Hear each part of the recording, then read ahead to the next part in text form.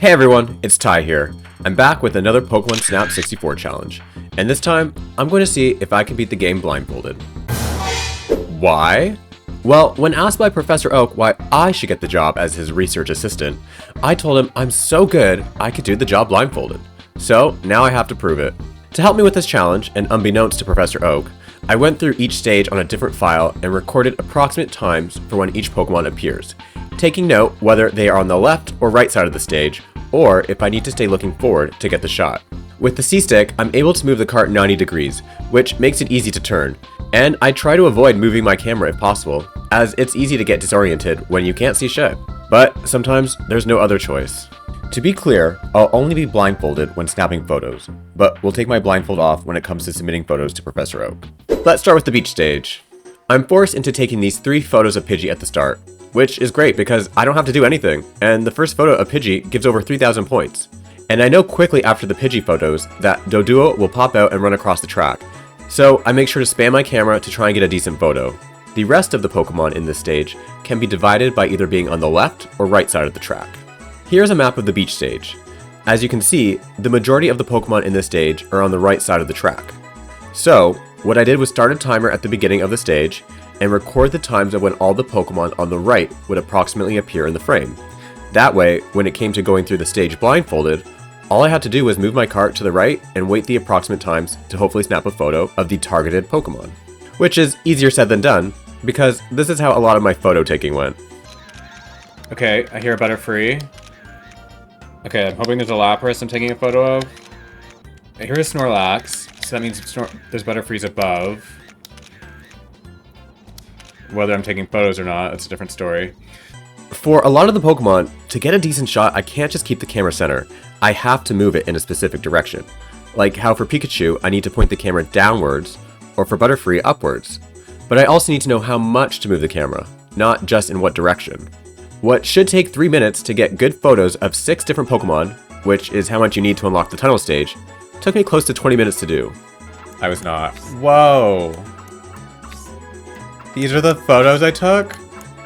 I had to go through the beach stage numerous times, and my strategy in this challenge quickly changed to targeting one specific Pokemon in each run of a stage, like how I did with Lapras. 19. Okay, it's 19 photos I took over there. One of those has to be Lapras, right? That is Snorlax. Yeah, I hear snoring. So, that's Meowth. Okay. Leaving the beach stage, I had taken photos of 7 different Pokemon. Pidgey, Doduo, Pikachu, Butterfree, Meowth, Lapras, and Kangaskhan, and had a score of 11,120 points. Nowhere near enough to unlock the apples, but enough to unlock the tunnel stage. And it's words like these from Professor Oak that really motivate me to keep going. Also, if you're not subscribed yet and you've been enjoying the video, please consider subscribing, as it will help my chances of getting the research assistant job. Either way, I hope you're enjoying the video.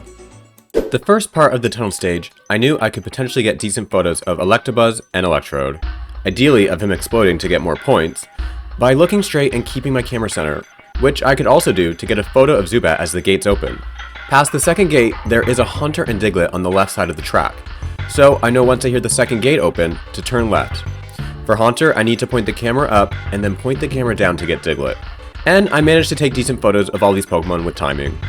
I also unexpectedly managed to take a decent photo of Magikarp, who jumps out of a pond on the right side of the track just before the second gate. After 20 minutes in the tunnel stage, I barely mustered up 23,140 points, just 860 points shy of unlocking the apples. I wasn't feeling confident that I could take a better picture of any of the Pokemon I already took photos of, so I went back to the beach stage with the goal of taking a photo of Eevee, one of only 3 Pokemon on the left side of the track in this stage. Eevee is tricky because they run around these boulders chasing after Chansey, so I needed to make sure, or hope, that my timing was right. But by pointing the camera lower to the ground and spamming the camera, I got the shot I needed. I'm doing so well that Professor Oak just gave me all these apples to throw at Pokemon and get better shots. So he only gives these to the only most prestigious photographers, and I'm doing this blindfolded, so I'm pretty excited. Now that I had apples, I knew what to do.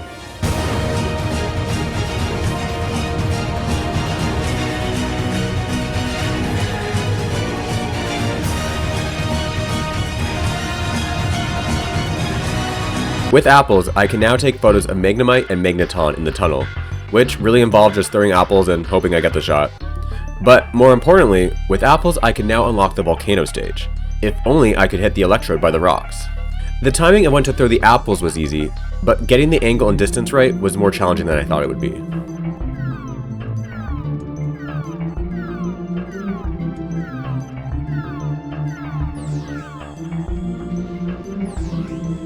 Oh my god. Oh, I did it.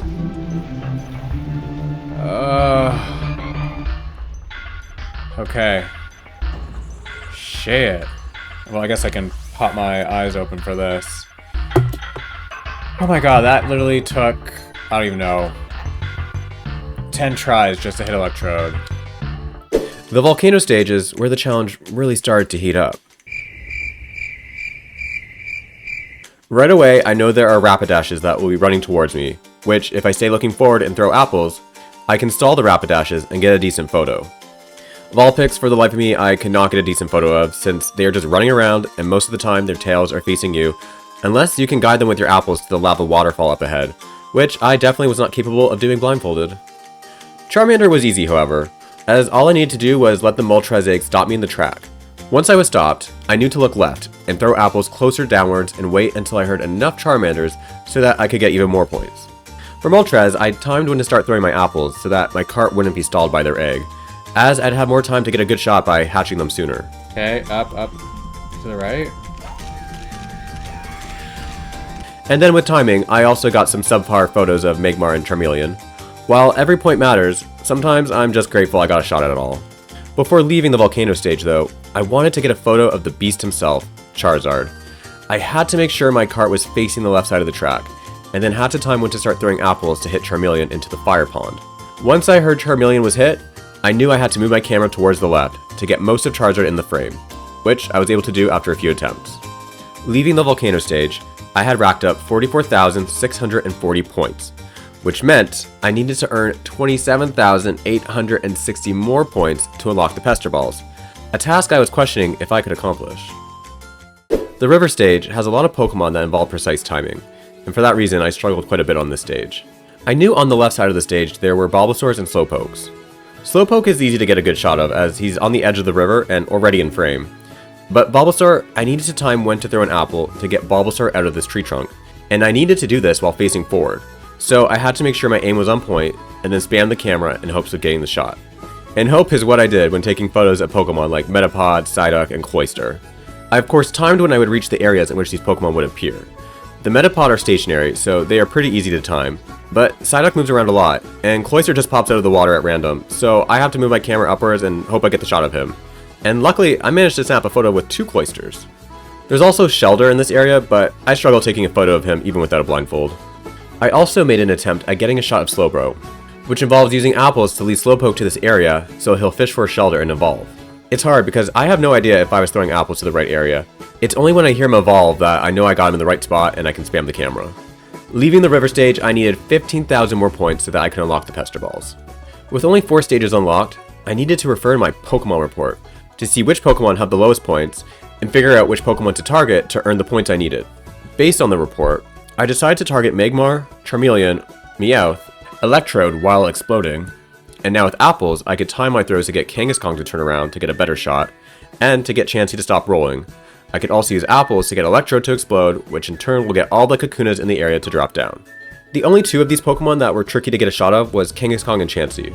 For Kangaskhan, I couldn't just simply be looking to the right side of the stage and then throw apples at the time they are in the frame, as by the time they turn around, I'll have moved further down the track, so I needed to throw apples before I reached them. And to do this, I needed to count how many times to move my camera up and to the right by a certain time in the stage to get my apples to hit them with enough time for me to turn my cart and snap a shot with them looking towards the camera. Chansey was even harder as they are constantly rolling around until they are hit with an apple. I knew they were on the left side of the track, and I did my best to time when to throw apples, but honestly I think I just got lucky with my hit, and once I heard Chansey, I knew that was my cue to turn the camera back and spam the camera. 1, 2, 3, 4, down. Okay.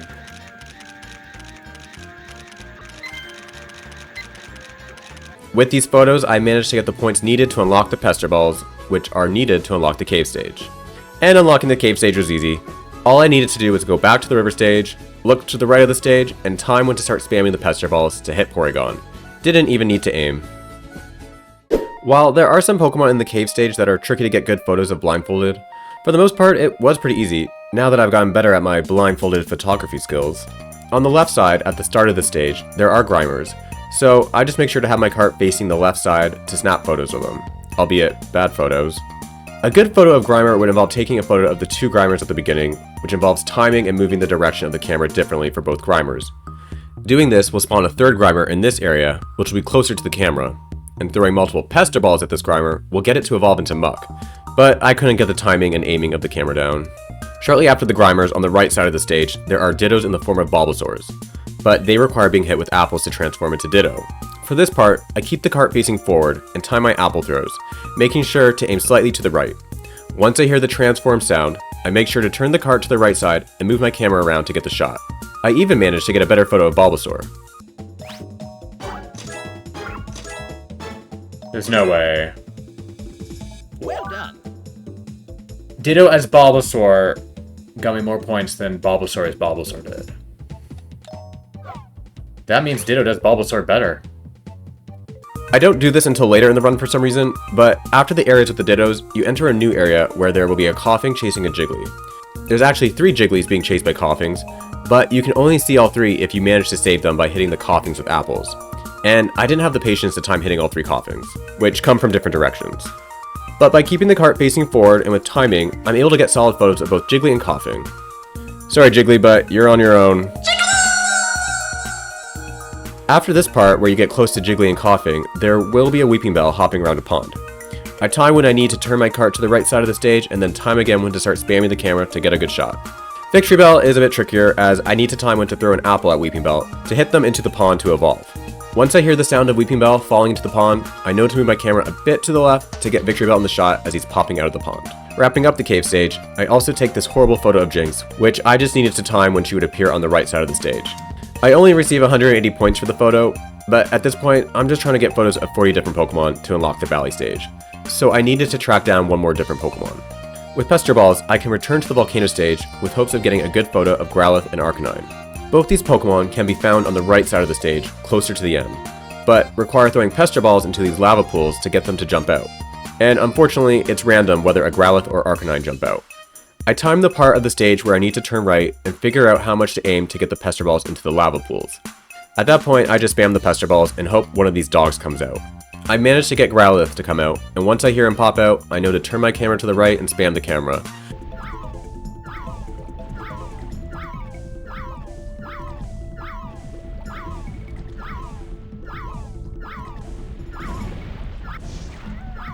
Okay.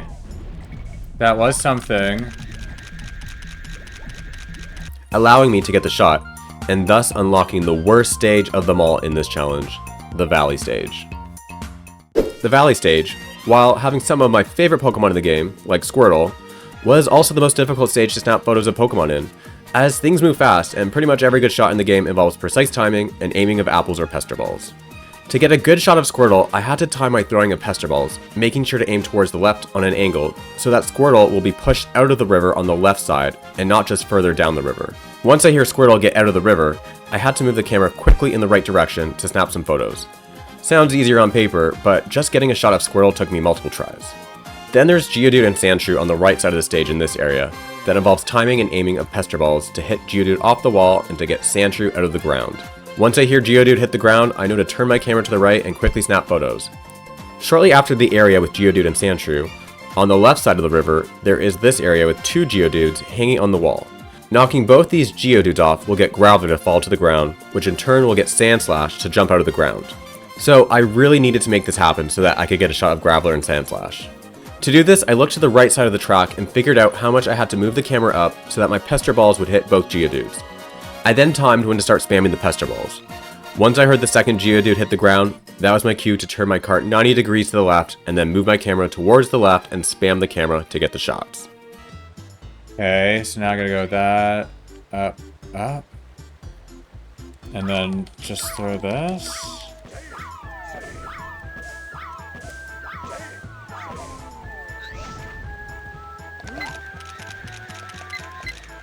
Okay, I hope I got... There's just a lot going on there. The only easy Pokemon to take photos of in this stage was Dragonite and Dratini.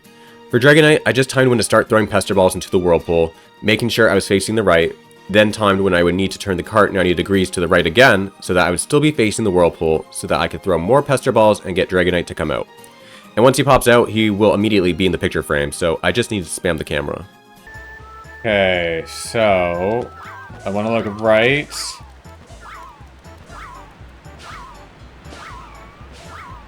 And then behind.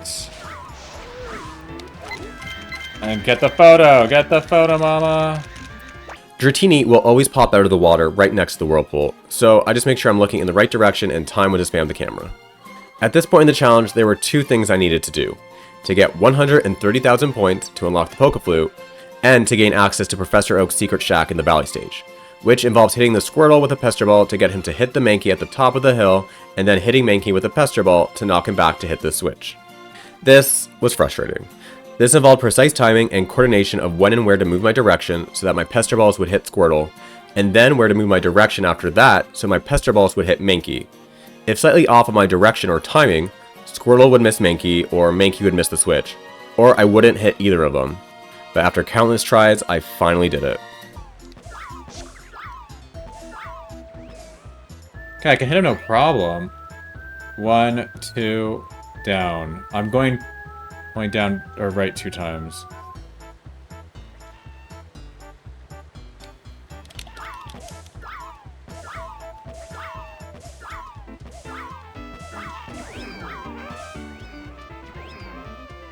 Did I actually do it? Oh my god, like an hour later. Now that I found Professor Oak's secret shack, he gives me the additional task of taking photos of 6 signs which can be found throughout the 6 stages. This must mean I'm doing so well that Professor Oak trusts me with more work. He also gives me the dash engine at this point. Also, is it just me, or does Professor Oak look hot here? But before I start my hunt for the signs, I first need to unlock the Pokeflute, as the Pokeflute is needed to take photos of 2 signs. And after the Valley stage, I only had just over 100,000 points, so that means I needed 30,000 more points to get this done. There were several Pokemon I immediately knew I could target to get better photos of. For Mankey, instead of throwing a Pester Ball at him to knock him back to hit the switch, I just take a photo instead. Electabuzz, with the dash engine, I can just speed up and let the Electrode stop me in the track, which allows me to get a close and straight on shot. Magmar, I time when to start throwing apples and then spam the camera in an attempt to get the one Magmar to burn the other and get the Magmar fighting pose, which can give a very high amount of points. I also get my shot of Arcanine, following the same strategy I used to get a shot of Growlithe. I also targeted Goldeen, which surprisingly was one of the most difficult to get a photo of, as it's random when she pops out of the river. And even when she does, it's very subtle, so my strategy was just to throw a Pester Ball into the river and then immediately snap a photo and hope I get her in the shot. Then there's Dugtrio. At first I thought Dugtrio would be somewhat easy to take a photo of, but I was so wrong. To get a photo of Dugtrio, you need to take a photo of Diglett. Taking a photo of Diglett will get him to spawn further down the stage, where you must take another photo, which will get him to spawn further down the stage again. You must then take another photo of Diglett, and once you do this will get Dugtrio to pop out a bit further down the stage.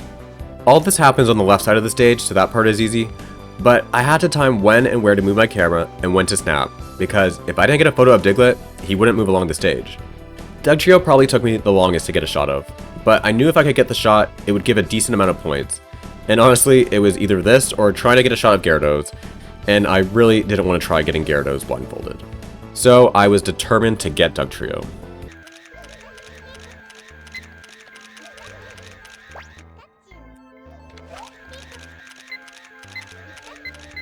One, two, three, four, five, six.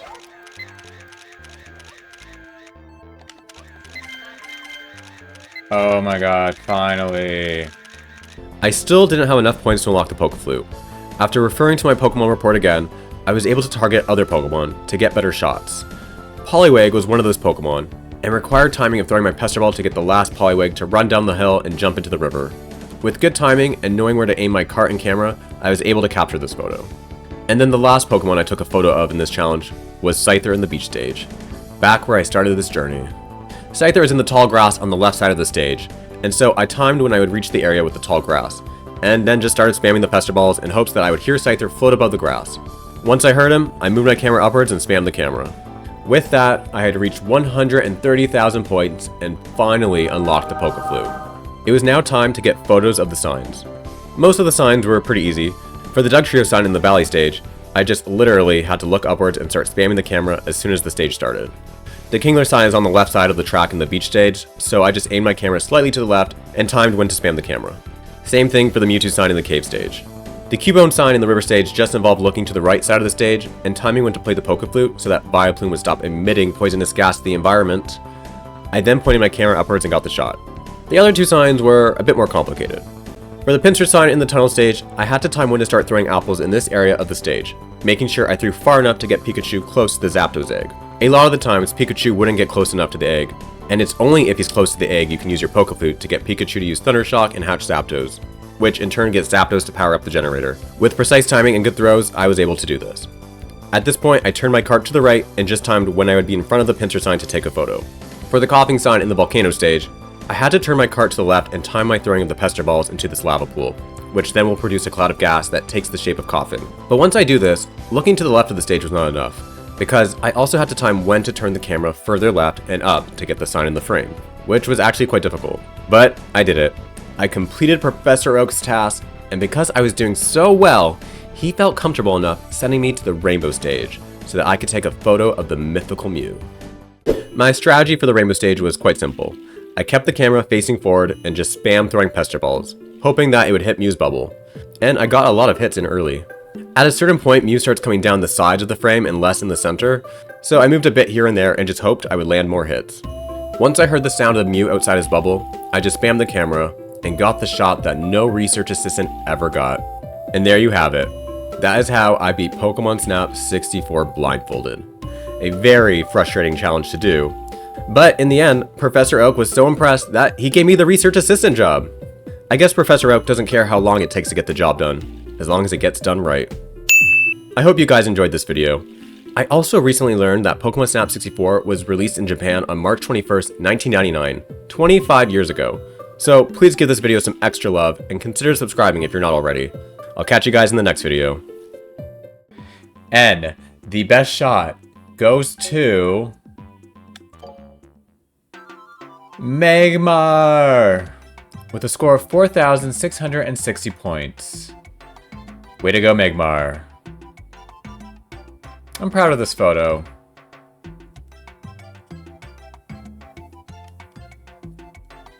The music's so tropical in the photo album.